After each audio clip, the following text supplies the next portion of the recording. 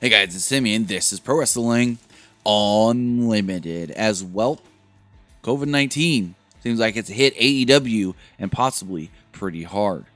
Now, earlier this week, we learned that multiple NXT wrestlers had tested positive for COVID-19, and now we're hearing the same overnight as far as AEW is concerned. Yesterday, Wednesday, September 23rd, we did learn that Lance Archer had tested positive for COVID-19 because he revealed that information himself personally.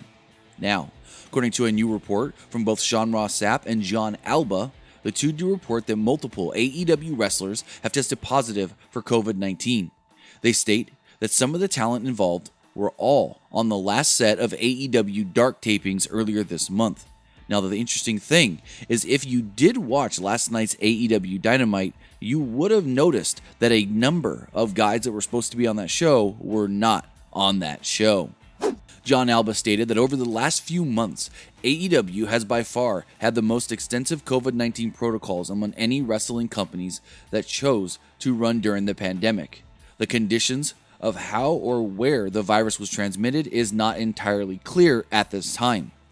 He also states that it's entirely plausible that talent were kept off this week's show for precautionary reasons and didn't necessarily test positive. But we can report that there were multiple positive cases in the past couple of weeks involving talent who were present at tapings earlier this month. Now, no specific names were given as far as who has tested positive. Again, the only reason we know of Lance Archer is because Lance Archer himself went public on social media.